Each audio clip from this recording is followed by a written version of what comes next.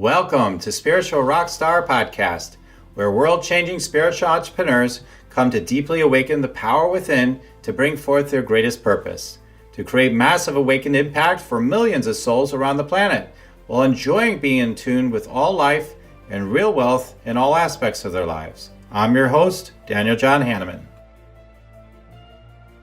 And welcome everybody to Spiritual Rockstar Podcast Show. I am so grateful to be with you. Oh my God, we've got a really wise connected being with us today, and she's written all kinds of books about what? The Tao. I mean, she's got to be pretty devoted to the Tao to write all these books around the Tao. And you're just, oh my God, she's got so much wisdom. She has the wisdom to bring us into deeper connection and peace and that like true essence of who we are, really. I mean, isn't that most important ultimately? So she's going to help you with that during the interview portion. Then we're going to get into the energy scanning. It'll be helping clear some stuff up maybe for her with the scanning today and helping guide her on her next steps on her journey as an amazing leader, helping people with the Tao of Inner Peace is her latest thing, and so much more. Do you want to meditate and make money? Let it be simple. Let it be easy. Let it be fun. Go to yoursacredpurpose.com and get your free Meditate, Make Money meditation today. Diane, I'm just so grateful you're here. Well, I'm grateful to be here. Thank you, Daniel. All right. So let me just share about you just a bit more. Diane, she's been featured all over the place, USA Today and all you name it. She's a lot of different ones anyway. So, but Diane Dreher, it's PhD. She's an author, positive psychology coach, researcher, and teacher. Her books include The Tao of Inner Peace, The Tao of Personal Leadership, The Tao of Womanhood, also Inner Guarding. Funny, the first time I looked through this real quick, I thought that was also the Tao too. The Tao of Inner Gardening. Not on that one, maybe. Okay, and Your Personal Renaissance. Diane's work explores the convergence of Eastern philosophy with positive psychology.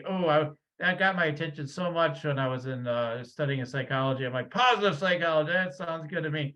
Leadership and hope. So, all right, so Diane, you've got your latest is the Tao of Inner Peace, I believe, and you've got the coming out now on an audiobook, probably already out by the time people listen to this, I'm imagining. So let's talk about it, because one of the things that really drew me in when we met briefly before this interview was,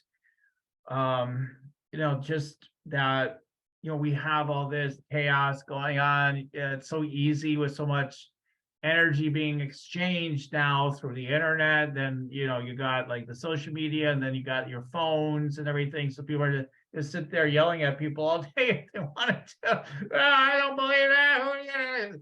Back and forth, and the news channels just amplify that then even more than ever now, and to the extremes, because that's where the sweet spot is to grab the most energy, right? Oh, that's where the big energy is. Let's take that in, and that we're in a collective sense in those areas, of particularly even the spiritual entrepreneur, the spiritual ones, we're losing our connection often. Now, I do believe all these things can deepen our connection 1,000,000,000%. But I also know like a lot of people are losing their way. So how can the Tao help us to find inner peace, especially during these times, Diane? I'd love to have you talk about that and your journey to doing this work. Okay, well, let me first of all say that the Tao Te Ching was written 25 centuries ago. It has inspired artists and innovators for absolutely centuries. In fact, Carl Rogers used to carry in his wallet a quote from the Tao Te Ching, which says, "With the best of leaders, when the work is done, the project completed, the people all say we did it ourselves." So way back when, over 25 centuries ago, Lao Tzu, who wrote the Tao Te Ching, recognized that really effective leaders empower everyone around them and bring out the best in everyone, so that we all share our gifts and our strengths and can create something really innovative we can see from multiple perspectives, instead of just that old top-down authoritarian leadership, which has the vision of one person, whether it's a well-meaning person or not. So that it's amazing how relevant this old wisdom is. Lao Tzu wrote the Tao Te Ching during the Warring States period in ancient China, which was a time of chaos and upheaval. Does that sound familiar? Okay. Yeah. Right. And during that time, Confucius and Lao Tzu were contemporaries. So Confucius, his response to the confusion that he saw around him was to affirm family values and social conformity, obeying social rituals, and creating your own kind of secure system in the home and family. And Lao Tzu was not conservative at all. He was just the opposite. He moved forward. He went out walking in nature and realized that there are wisdom lessons everywhere out there. He saw the power of a mountain stream, which the Tao Te Ching says nothing is more gentle and nurturing than water. And yet with patience and perseverance, water can cut through solid rock, as in, for example, our Grand Canyon, okay, in the American Southwest.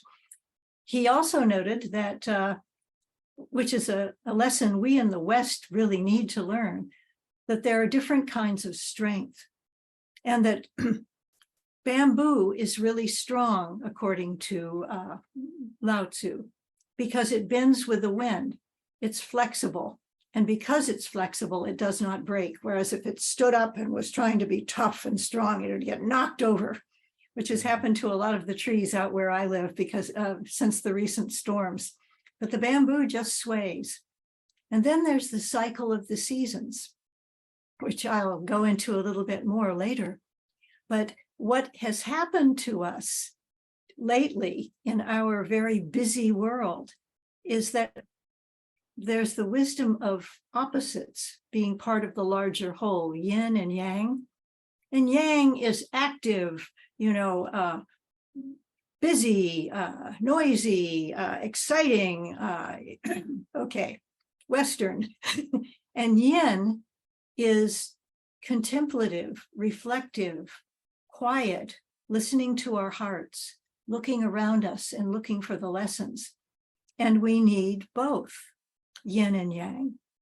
The Tao teaches the importance of this dynamic opposition, that complementary opposites, day and night, sunlight and shadow, self and other, instead of either or, which is what happens a lot in our world. We see something that's different from us and we think, it's different. And I'm threatened by it. Right or wrong.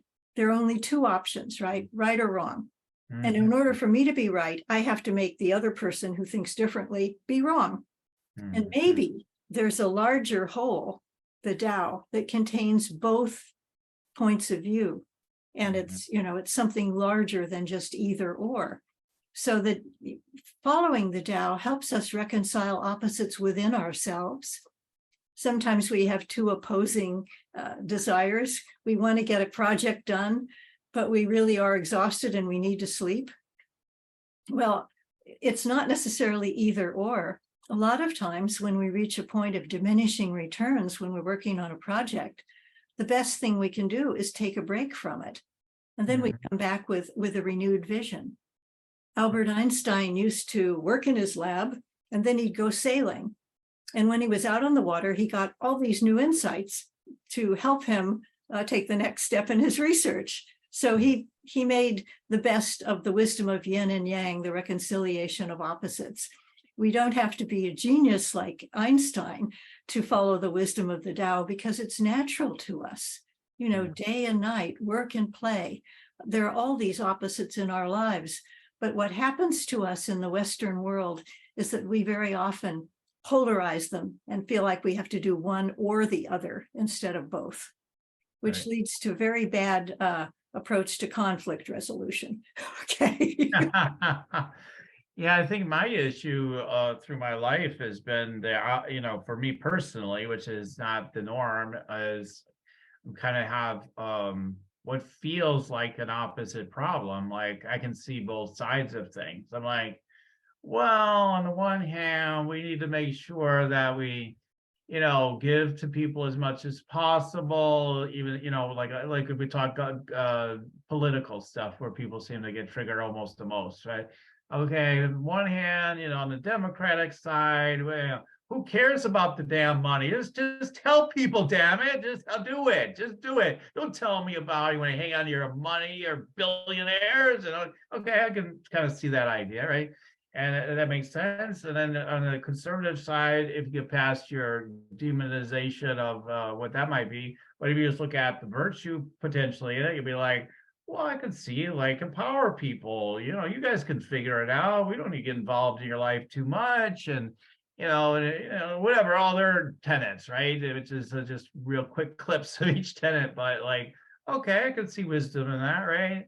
But then, yeah, if we cling to one side or the other, then it's like we're not seeing the wisdom or the beauty of the other side, right? So, like, when my dad was in the hospital, dying, basically, I mean, he was on his way to dying. I'm like, nobody should be like not cared for if they need help, like at that level, particularly. Like, they shouldn't, well, you got money, wheel them out of here, like, it's ridiculous. It's just totally ridiculous, right? So it wouldn't make any sense. On the other hand, if you took that to an extreme, like, yeah, it's all good budget and everything, we don't have the money, get out, on the other hand, we're like, well, if I have to like take all my clothes off and like give you every single shred of food I get, I'll give it all to you, and it's just all about give, give, give.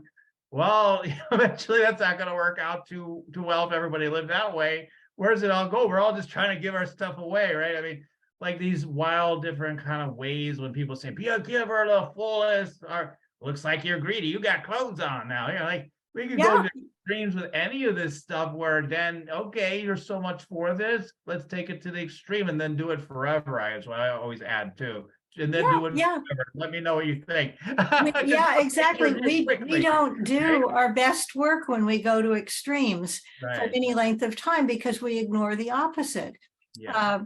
What happens to a lot of very well-meaning people is that they, if they want to help others, and they spend all their time working to help others, they get burnout because they're not balanced. So the Mayo Clinic just had this new initiative called Joy in the Workplace. And they asked the people that work there, they figured they're a healthcare organization, right? They should promote health in the people who work there. So they asked people, what is it that brings you a sense of joy? And people felt, okay, a sense of community and purpose and play. And, and so then they had new projects, new initiatives that would help cultivate those things. And guess what? The people felt more balanced, less burnout, fewer people quitting their jobs, morale increased because they asked the people what they needed, instead of imposing something from on high, thinking, I think this is what they need, so we'll give it to them. It does help to know what's going on and just to cultivate greater joy in community, et cetera, and balance in the workplace. Instead of working 23 hours a day and taking a quick nap and calling it sleep, that doesn't work for very long. Our bodies need to be fed and rested and exercised in order to maximally have our own state of health. So we need to maintain balance in everything we do. The Tao Te Ching teaches the wisdom of balance. The Western world seems to push us to do more all the time. We become human doings instead of human beings. Hey, we all know the sun's way better than, the moon and the night. Come on, that's no good.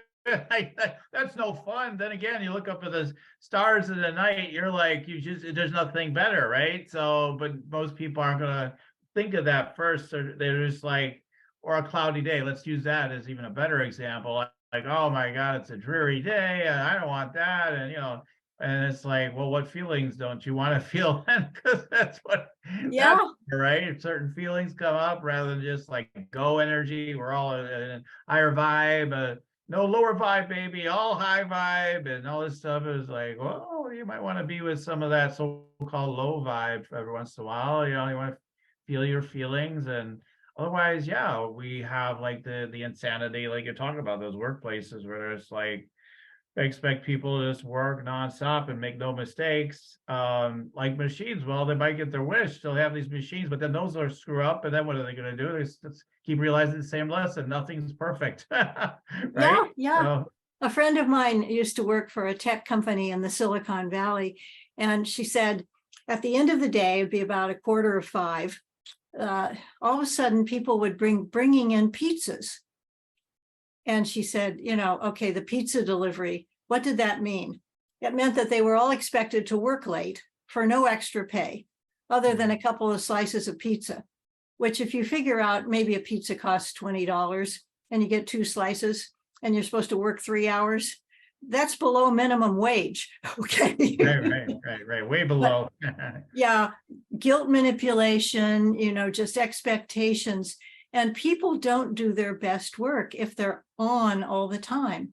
Right. Even machines will burn out if they're on all the time, so that we need to recognize the wisdom of yin.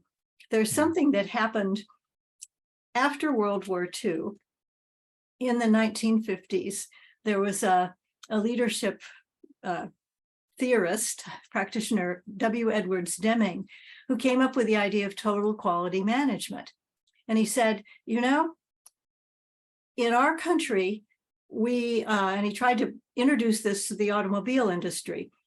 He said, when you have a new idea, okay, and then you produce this car, and then it's in production on the assembly line, and then it's finished. There are 3 stages: beginning, middle, and end. And then you just go and do it again. He said, no, there are 4 seasons. There are 4 stages, spring, summer, fall, and winter. In the Tao Te Ching, the wisdom of winter is the wisdom of dormancy, reflection. In Chicago, I understand it gets extremely cold, and you can't grow tomatoes in the wintertime, the snows, etc. People go within, and they have time to reflect and to plan. So Deming said, the 4th stage is to ask, what can we learn from this? How can we do it better before you begin a new cycle? And the people in Detroit said, oh, we don't need that. We'll just put new fins on the car and roll it out, and keep the same engine. So Deming went to Japan, which was devastated after World War II. And things made in Japan were, considered cheap and not necessarily all that great in terms of quality. But they used his 4 seasons, and they developed better mileage for their cars.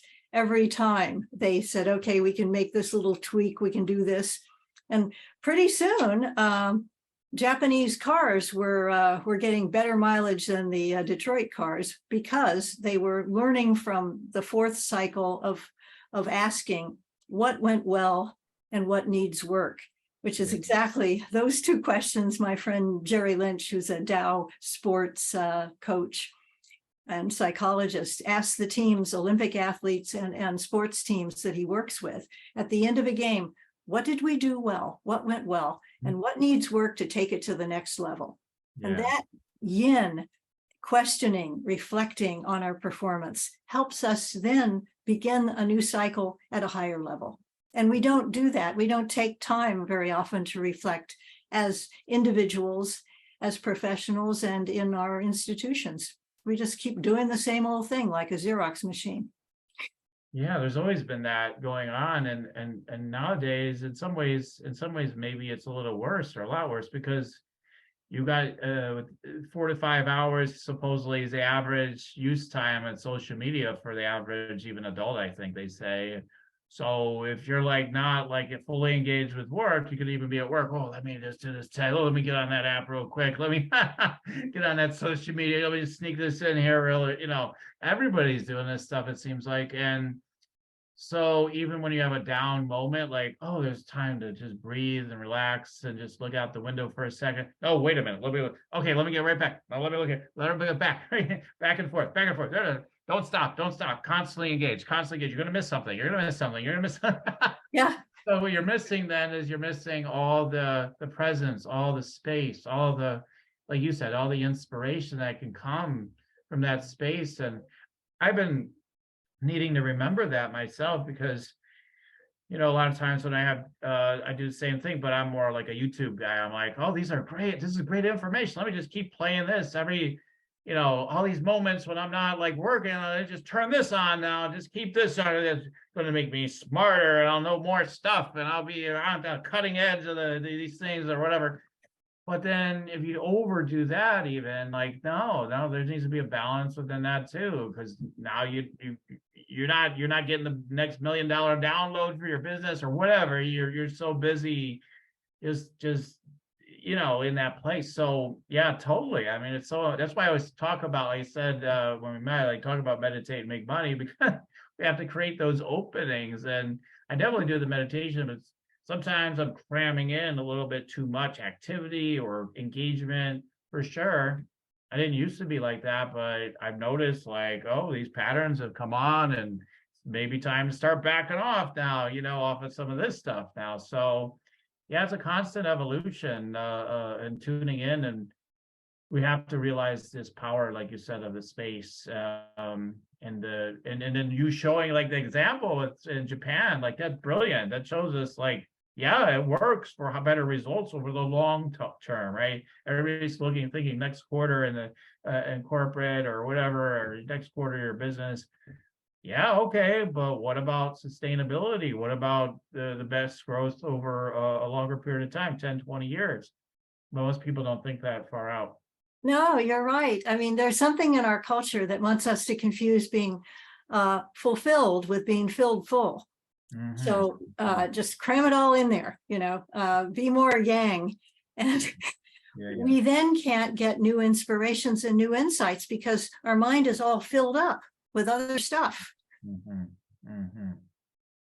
Yeah, it's so funny because I've always been the guy, I'm like, I don't need books, I don't need all this information, everything. But also I bought in, I got hooked in, like, no, maybe you do need this information, maybe this is good. And it is to a point, but I definitely switched a little too far the other way then. I'm like, let me just keep filling it in.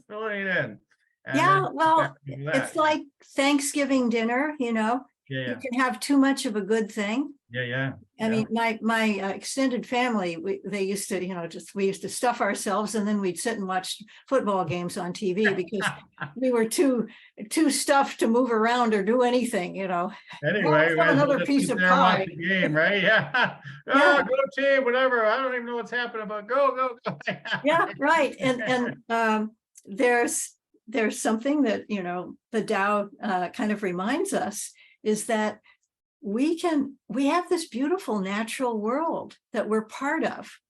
And a lot of us have gotten totally disconnected from nature, and in a sense, totally disconnected from our own nature, because of course, you know, yin and yang, what we breathe out, carbon dioxide, the plants breathe in, and then they breathe out oxygen, and it's a cycle.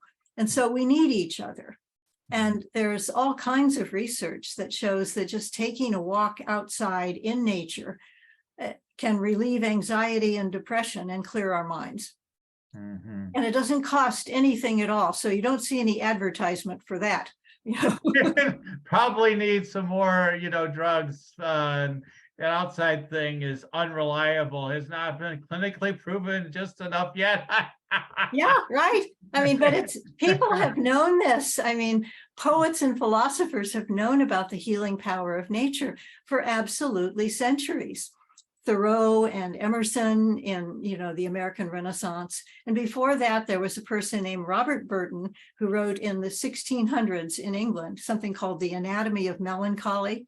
Melancholy was their term for depression.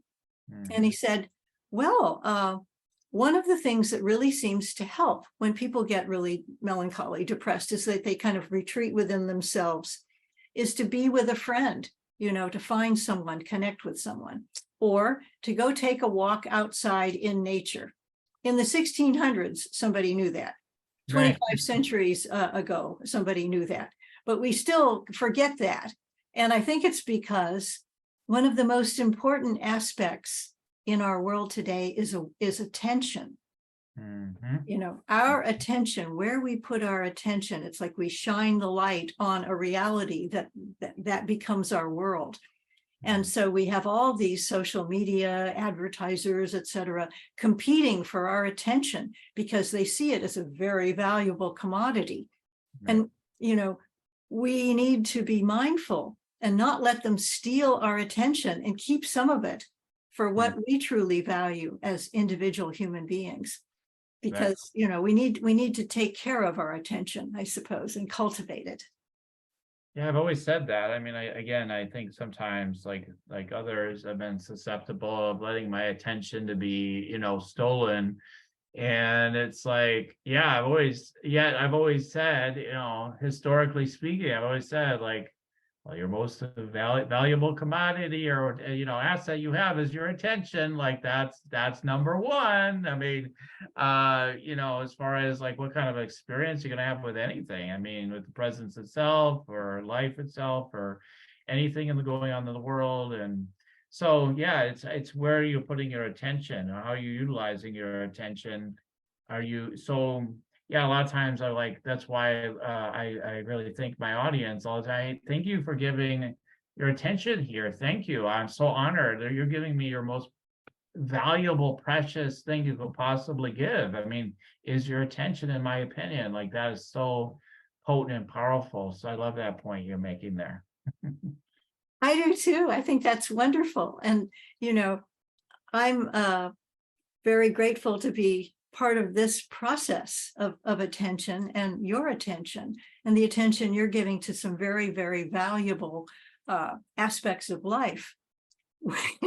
We need to be mindful of our choices, instead of just be reactive. We need to choose and say, do I choose to do this? And do I choose to watch this video? Okay. And not just automatically do it.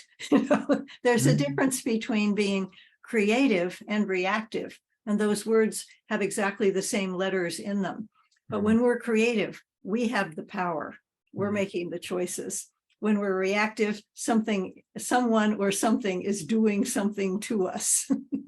This feels totally intuitive. They told me to buy, I better buy, right? Yeah. And that not only that, but you have to do it now. There's this creation of urgency, Right. Now you get in. Well, this gold rush is still happening, right? It's always that way.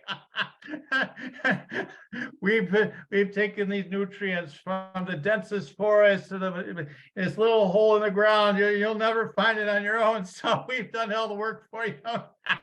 Yeah. $50 a bottle, but today it's just $50 a bottle. Sign up today. Then I got a timer on the ad or whatever. Like this will disappear like in 10 minutes or whatever.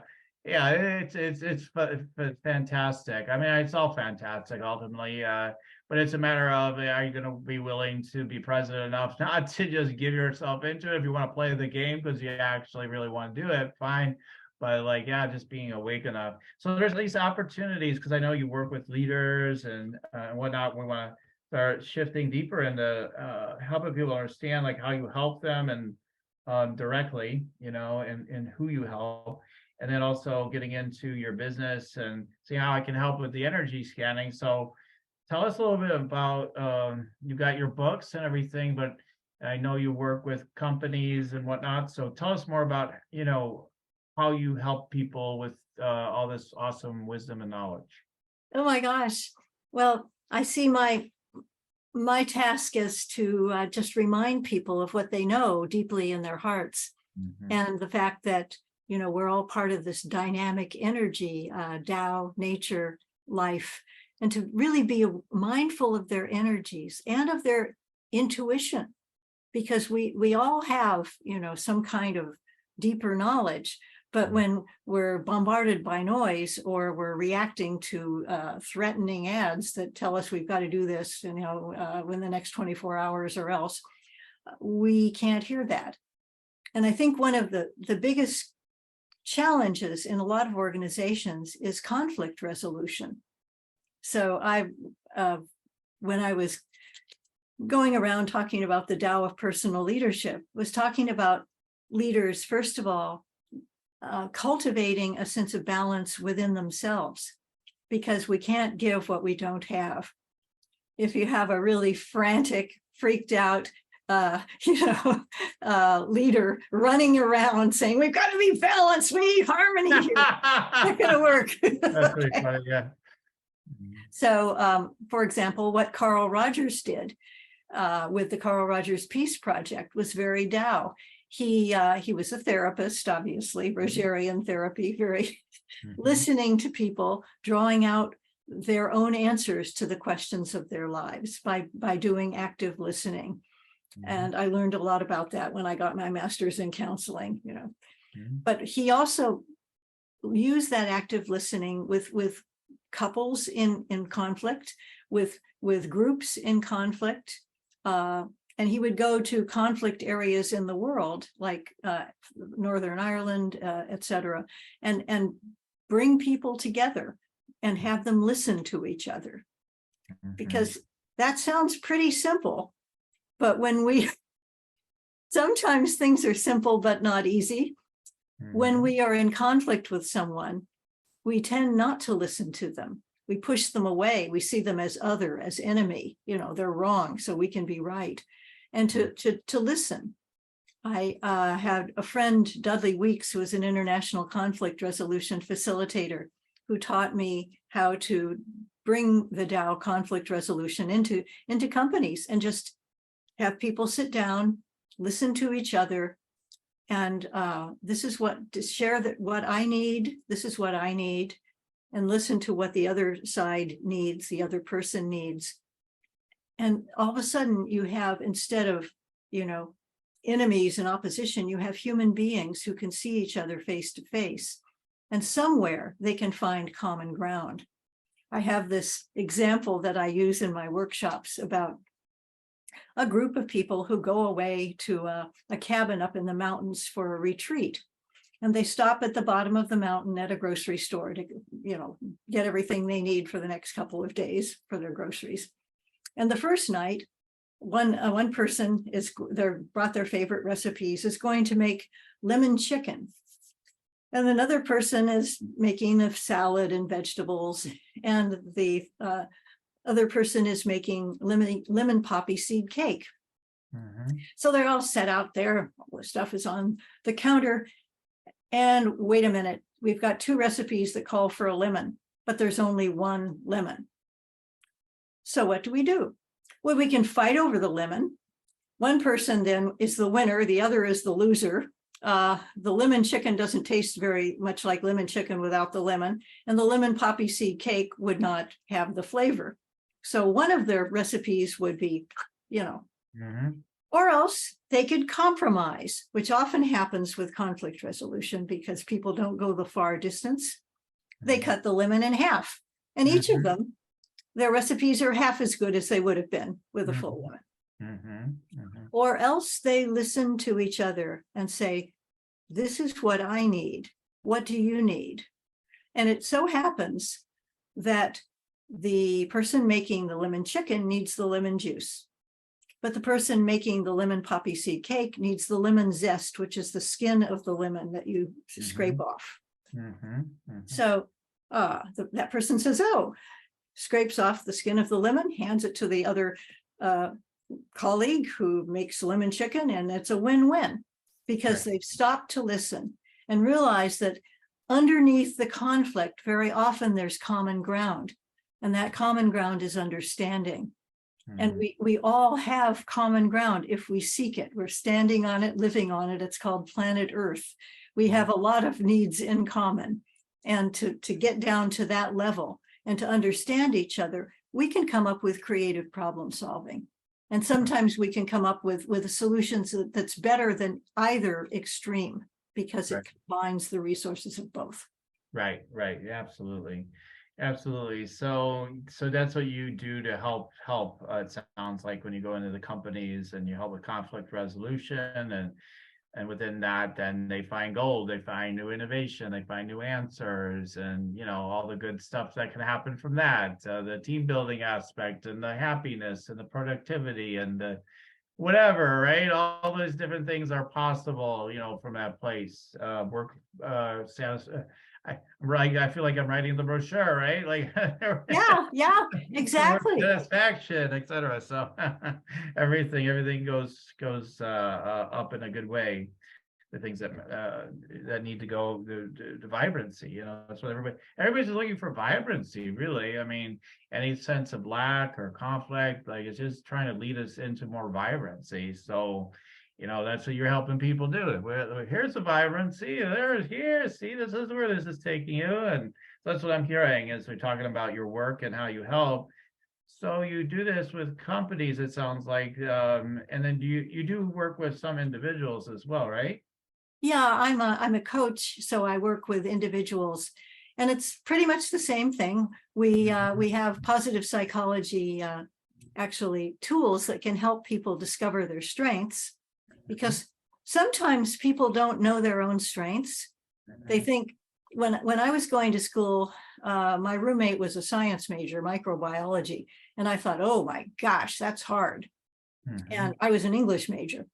And it struck me as very strange that she thought English was hard, because it was so easy for me. It was just reading books and writing things down and, enjoying the story and being inspired by the poetry. I thought, this isn't hard, this is fun. And what happens though is that if we're looking at something too closely, we can't see it clearly. So very often we can't see our own strengths. So I ask people to take this, something called the viacharacter.org, and it's a free online survey developed by Can you say that again? Okay, it's VIA character, CHARACTER.org.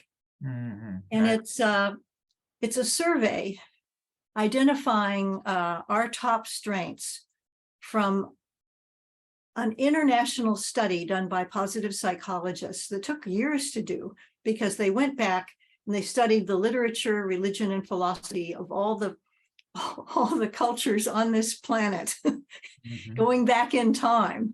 The ancient Greeks, the far wisdom of the East, the Native Americans, everybody, Africa.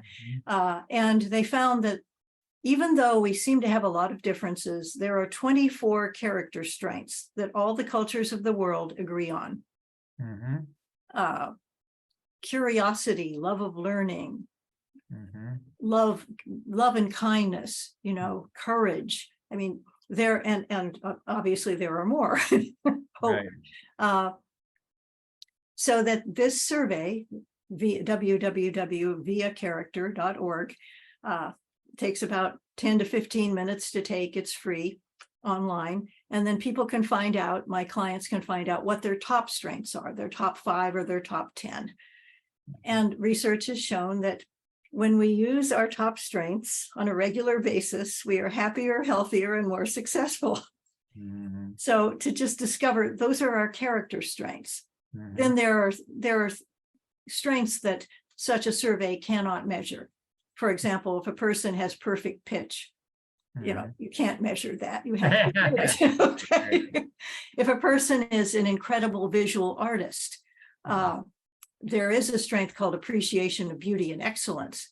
But appreciating art and creating great art are two different things.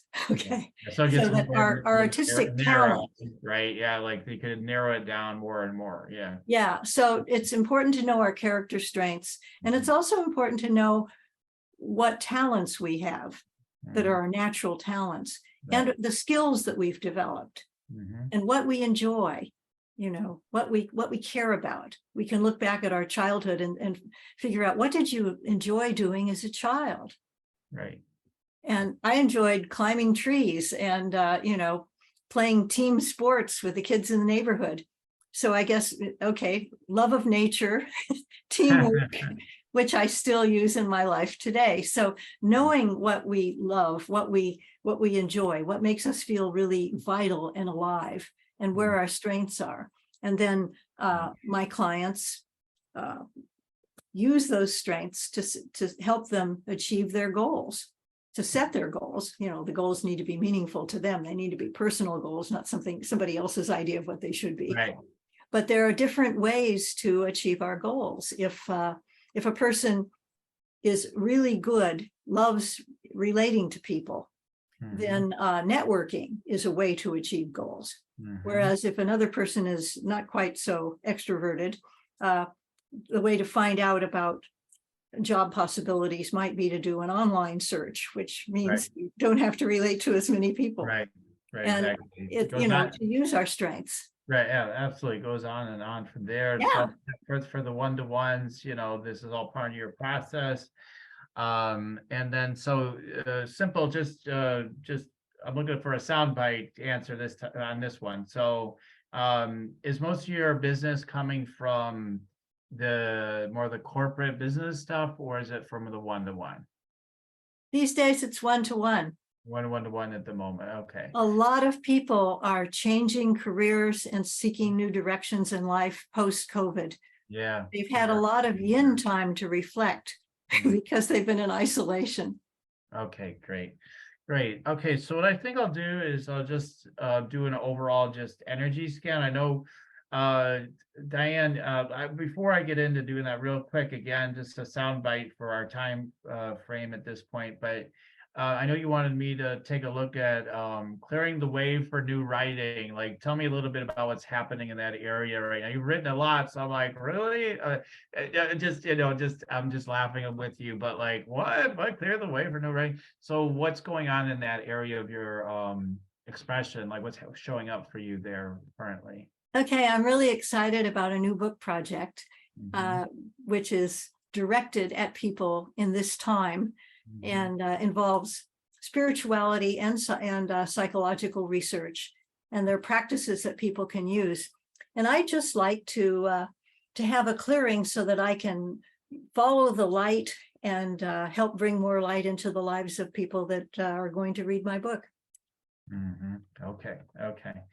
Okay. So if so clearing the way means you're just looking for any downloads that get around that writing, or anything that can help me move forward and do my best work and reach people.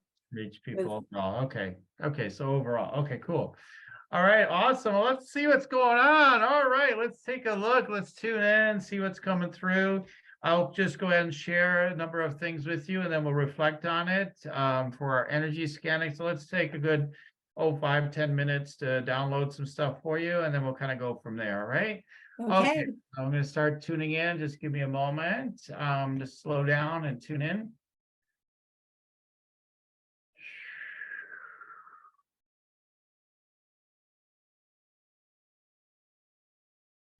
Like librarian to the universe is the words coming through. So yeah, when I go to the crown chakra, it's just vast ability to connect with certain different energy frequencies, and just to just kind of download whatever wisdom is needed in any situation.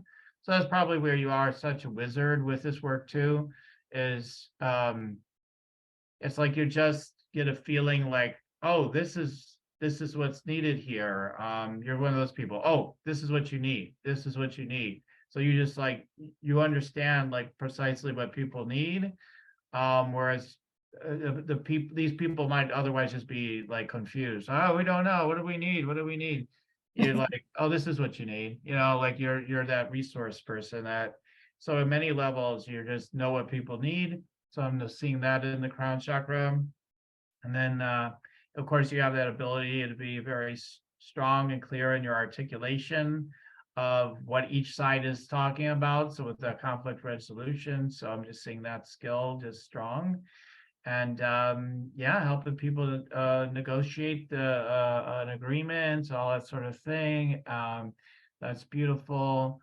There's something about singing in the energy. So there's something about a love of, it may be private singing. I don't know. I don't know all the depths of it, but I'm just getting like some singing energy. So it's just like sing a song or whatever, that whole thing. La, la, la, la. Okay. So so it's joyful. It's a joyful energy. So some of this, like I want to say, even though it's light for you, but it's also sort of serious, this work you do. This singing energy, this deeper joyful energy, is more of a playful creative energy that wants more expression, I feel. So maybe some of your next work could also be around, and you could say, well, I already got that in one of my class books. I don't know, I feel like that's in your consciousness somewhere. All right, but I feel like there's more, like more wants to come out, like with playfulness. So the Tao of play maybe, or something. I don't know. That's not such a download. I don't know if that's a download or not, or just something I'm coming up with right in the moment here in this case. But something about play and joy and fulfillment. Yeah, that's a deeper flow of joy, peace, play, fulfillment, wanting to come through the field. And yeah, I don't know if you knit or anything like that. I see sort of a knitting energy going on. Somebody else, yeah, there's somebody else. I was talking to a client actually, and that was one of my recommendations for business growth. I'm like, yeah, keep doing more knitting, and because again, like you said, the downloads come and everything. So it's like just I kind of getting like, yeah, like you could really teach about creativity and play further than maybe you have so far, and really going much deeper into this playful creative energy. Yeah, I'm getting deeper into it. Okay. So yeah, like more play shops, lightning thing, like bringing people into lightness directly. Because yeah, I mean, I would think after a while doing conflict resolution, like maybe that may be why you're doing more one-to-ones now too, like it may be lighter. Mhm. And it's just like, oh yeah, we figure out how brilliant you are, and then we come up with a plan. Oh, this feels lighter. But then like you can go more to the groups again with this play and creativity. And yeah, I mean you could create like, I don't know, like I like to see people creating things in a book or something, maybe something creative they're drawing out or something. I don't know. Again, I don't know the specifics yet. Kind of reminds me of people doing the Zentangle stuff, if you're familiar with that stuff. Something like that. And then let's see what else is coming through. Hold on. Okay. Huh. Okay. Yeah. So just yeah, I don't know. Some other aspects as I'm kind of going sort of to another screen here. But I just see like you definitely have like you've got a strong, you've had to be strong in your life when there was a lot of conflict around you, is what they're showing me. And so you've been a pillar of strength, and you have sort of had almost embody like a strong masculine kind of energy, but it's very tense. So it's like it's not like you're maybe outwardly masculine, I'm not sure about that part, but it's more inwardly like a sense of be strong, and so yeah, this is where too where it like why more of this lightness wants to come. It's like, integrating even more of that now. So that they're also showing me that. So that's cool. Let's see what else is coming through. Yeah, this would tremendously open up like in your energy, like the third eye energy center, for things to be clearer faster for you. Whereas there can be tension in the third eye otherwise. So I'm seeing that. Let's see what else, because you can be so playful. Let's see. Oh yeah, we talked about that a little bit, I think. Yeah.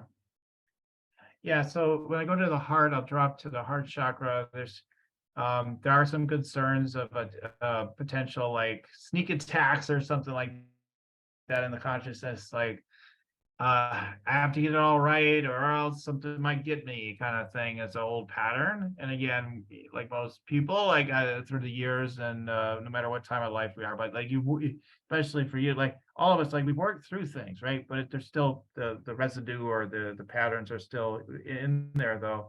So so what did I want you to know about that right now? Yeah, just getting better, even better at delegating things and stuff, because there's a lot of like a sense of sacrifice historically, especially, and I'll do it, I got it, and all that stuff. So gotten better with it. There's encouraging to keep going in that direction. And yeah, let's see money. I like to look at the lower chakras and money. Let's see like that. Seems like there's been a lot of there's been ups and downs, but your overall pattern is you know how to like like you're resourceful, so you always will find a way, so to speak. You probably have like they say splenic intuition, like you just have it like that, do this, do that. And so I get that feeling with money, like, oh, okay, that's where I can bring value, and then the money is attached to it. But so it's like, so there's a steadiness to money. Now it doesn't mean you haven't had some big downs, but I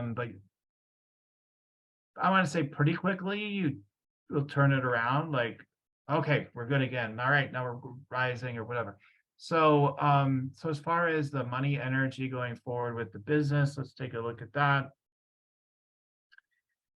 Yeah, I mean, part of you is just like there's sort of an energy of maybe just being kind of like, yeah, I just want to be in a good vibe, a good energy. If anything takes me into a lower energy or a little bit over, maybe you could maybe be a little over avoidant of that. Like, oh, I don't want to, it's because I see the sacral chakra and so maybe some emotions and feelings there, like, oh, so I get that maybe around going deeper with money and expanding the money opportunities is just might feel too heavy.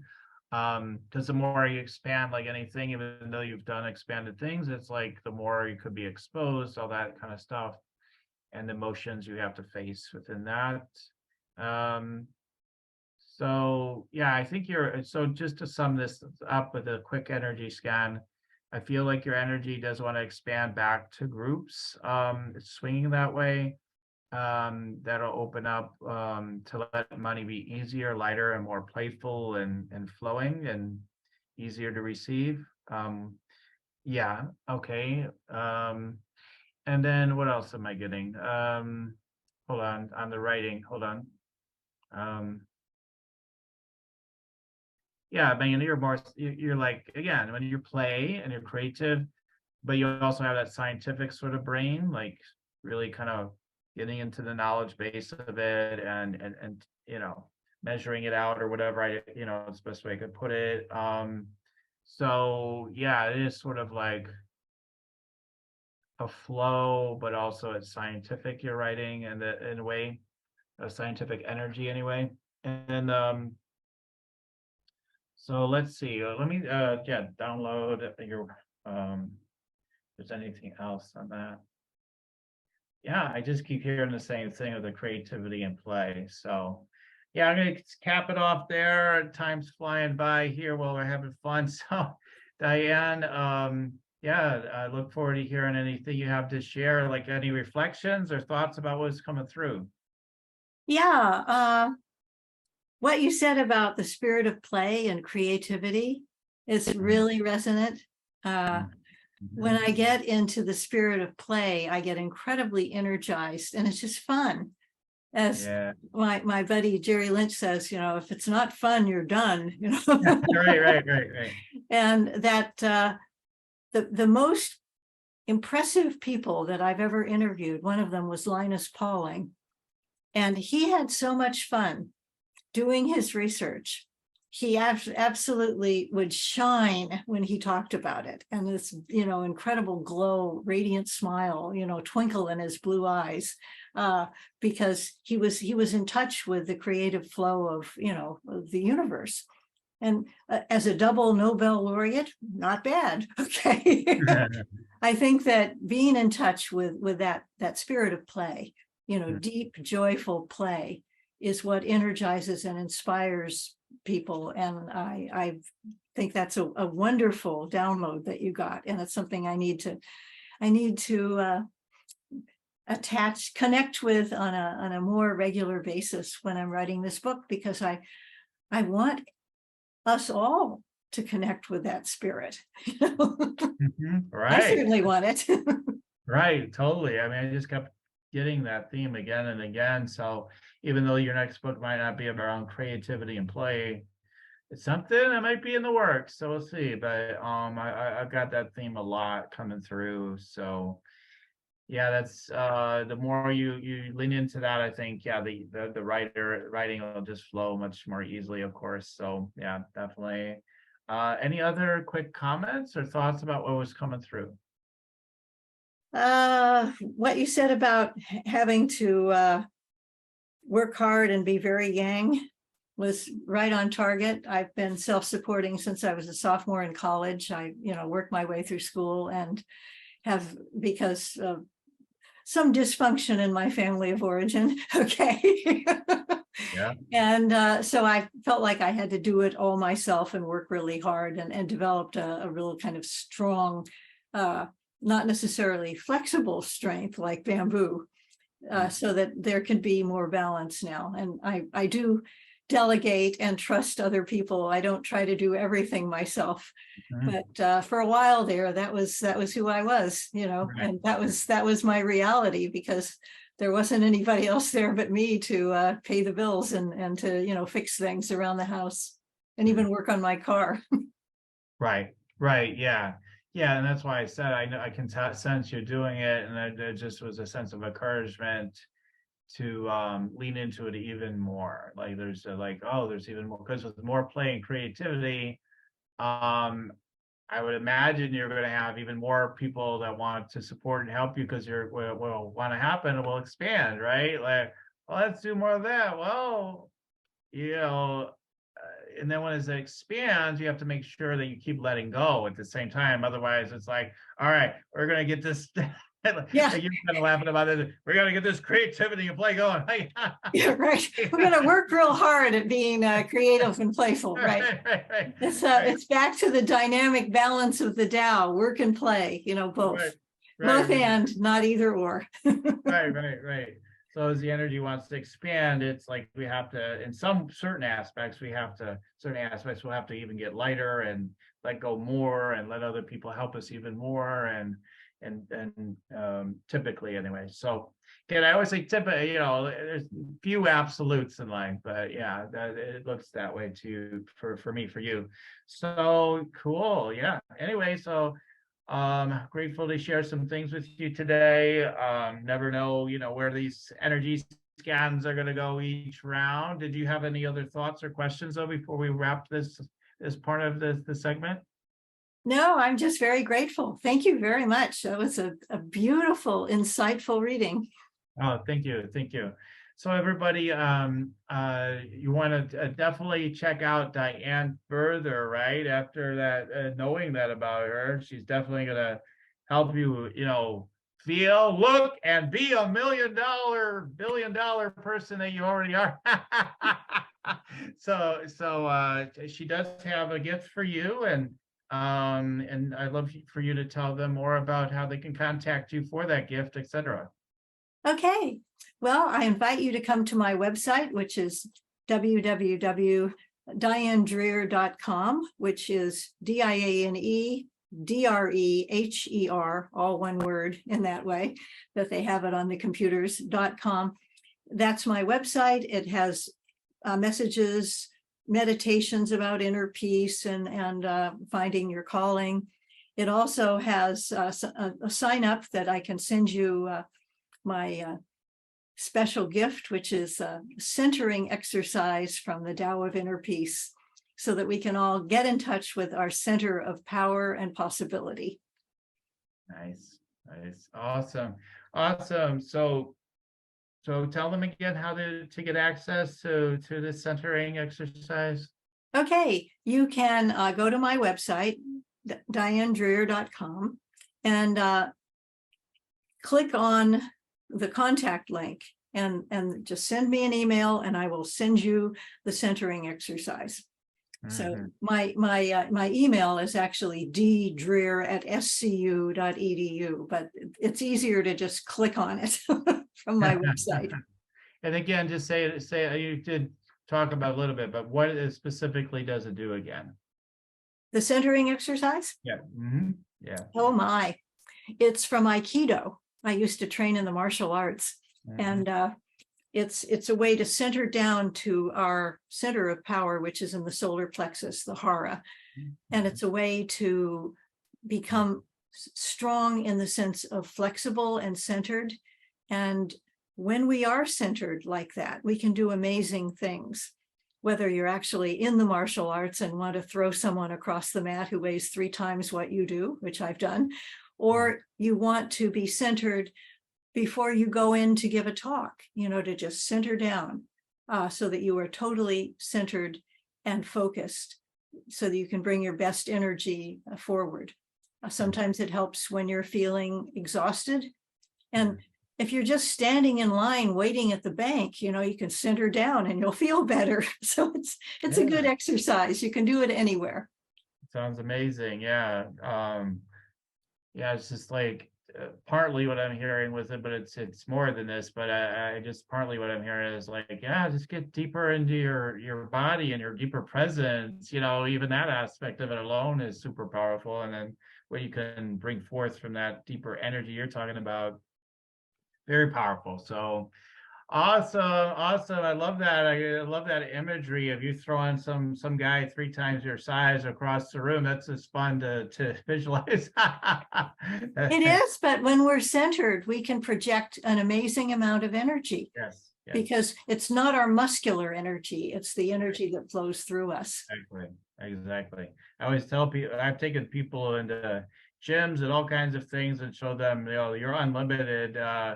Everybody looks like they go, I could live with. Let me show you how to make that easy. You don't have to struggle and strain. It's just a belief system. Yeah. Well, I know exactly what you're talking about is my point. Beautiful. Yeah. Awesome. So check that out. Definitely get into that energy. So contact Diane at her website or the contact form there. Get in contact with her. She's an extremely nice, gentle person. I think you'll be happy that you did, elated you did probably, and check it out. All right. So Diane, the last thing I just want to share with people before we start to wrap up the show is if you want to take advantage of an energy scan for me, like where I go much more detailed and in depth with energy scanning with you, just go to my website, yoursacredpurpose.com, and take advantage of the Rock Your Sacred Purpose Energy Scan consultation. I'll do some similar things to what you saw here, where we have more time to talk and process things and get down to more details and whatnot. So go ahead and check that out at yoursacredpurpose.com. The Rock Your Sacred Purpose Energy Scan consultation, but only if you're ready to rock, all right? For those you spiritual leader and transformational leaders out there. So the other thing is, again, the Meditate and Make Money meditation. It works, guys. Just start meditating. Open that space. I think we talked about on this show today. Open up that space. Start getting your downloads and clear up your energy a bit to start your day and just get that abundance energy coming in. And that's where it is. It's in the richness of the energy and the downloads that come from there. That's where the real magic is. So check that out at yoursacredpurpose.com, the free Meditate, Make Money meditation.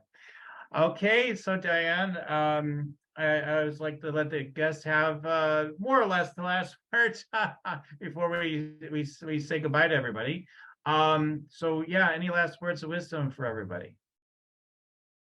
I just encourage everyone to meditate, to discover, to find your center, and to share your light with the world. Awesome. Yes. Oh my God. It was such an amazing show doing this together with you today, Diane. I'm so grateful. It was a great pleasure doing this show with you today. So thank you for being a guest. Thank you. All right. And thanks to all the audience for tuning in. Keep on tuning in and we'll keep on rocking it here at Spiritual Rockstar Podcast. Till the next time. The Spiritual Rockstar Podcast. Stay tuned for our next upcoming new episodes each Wednesday and Saturday. Please be sure to subscribe, rate, and review to help us to serve you best.